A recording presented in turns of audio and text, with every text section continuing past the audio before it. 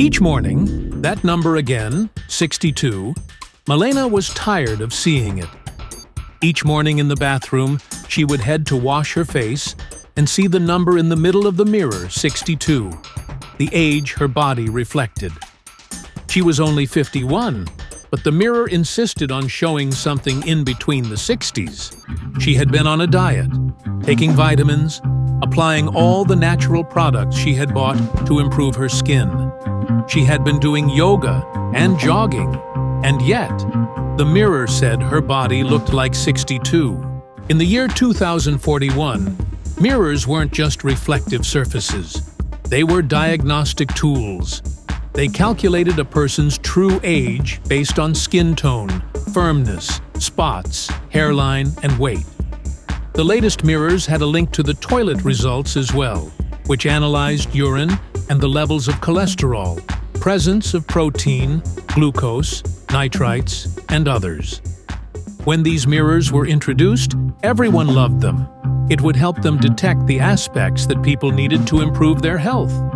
It was only a matter of a couple of years for all houses and apartments to have this mirror, at least in the bathroom. Of course, the mirrors could also be found in public spaces, and people would try to evade them when they were not happy. But what began as a helpful tool became a source of anxiety. On the contrary, people who showed a better age than their biological liked to stare at it and smile. But Milena had become tired of it. No matter what she did, she couldn't keep her age closer to her biological one.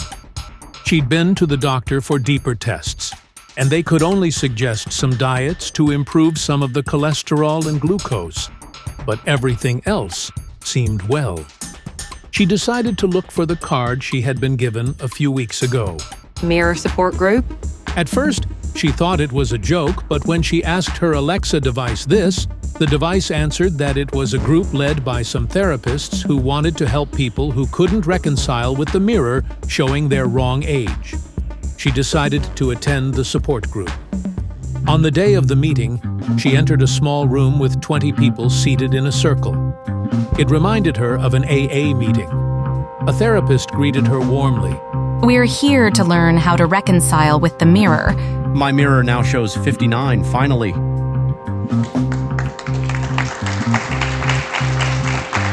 Great, Steve. Please tell us what you have done this week. I've started going to the gym, taking more vitamins, and now I'm into this breathing method at least 5 times a day to relax my muscles and bring more energy into my body. Milena frowned. She didn't want to find a group where people would go to extremes to satisfy the mirror. That was not her goal. It's Milena, right? You don't sound too convinced with what Steve said. Yes, I've done many things hoping to see my real age, but I'm not willing to go extremes to lower my age. I thought this group was for people who were trying to cope with that issue. Well, what have you done? Milena felt many faces on her. She didn't feel that comfortable, but decided to give it a go. I do yoga, jog, do diets, take my vitamins, and immerse in a whole set of natural products for my skin. Still the mirror. I'm actually thinking of having it dismantled. You can't do that. You will lose track of yourself. This group is for people like you who can't reconcile their biological age with the mirror one. We are here to help them meet their goal. I don't want to. More gasps were heard in the room. People, it's time we show Milena one of our first exercises. They all stood up and turned around to face a mirror in the back of the room. They formed a single line to look at it. Steve was the first one to stand in front of the mirror. The number hit 59, as he had said. Ugly, filthy-looking man! You're not good enough. You are not doing enough. You still look old and ugly. Then he stepped aside to give room to the next person, a woman in her 60s. The mirror showed 70. You scrawny-looking old pathetic woman. You're not good enough. You're not doing enough. You still look old and ugly. Milena was in disbelief herself. Each person would insult themselves at the mirror. What the fuck is this? Milena, this will help you. I don't want any of this shit. You can't, Milena. You can't force me to stay. Yes, we can. Didn't you see the paragraph where we could hold you if you were reluctant to treatment? If you want out, you owe us $8,000 for the session. $8,000? Are you kidding me? What paragraph? The one you signed at the entrance, in the form with all the terms and conditions of your participation here. A guard blocked the door. That form had at least 10 pages of terms of conditions. Who read those? Then she thought that it was only for this time. She could play along and never come back. She was pretty sure they couldn't force her to go back. She would call the police. This wasn't legal. So that night, Milena stood in front of her mirror and said, You ugly-looking old woman, you are fat and ugly. You are not doing enough, you are not enough, you still look old and ugly. When the session ended, Milena left in a hurry. She didn't want to speak to anyone, to those lunatics, and she planned to go and denounce them the next day, in the first hour of the morning. She woke up at 6 o'clock and went straight into the bathroom.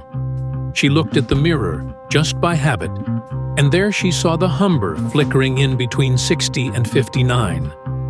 Her heart raced. Then she remembered the words. You ugly-looking old woman, you are fat and ugly.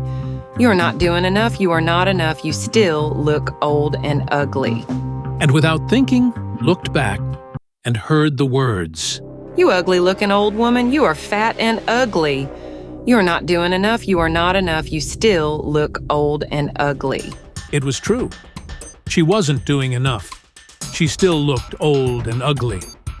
She left the bathroom and dressed up to jog. Today, she would jog at least double, 10 kilometers. Today, she would only eat the green salad with the green smoothie. She hadn't been to that radiotherapy class to improve skin muscles, and neither the face yoga. She would do that today. She wasn't doing enough. Later that night, she headed towards the support group. It was the least she could do, since she wasn't doing enough.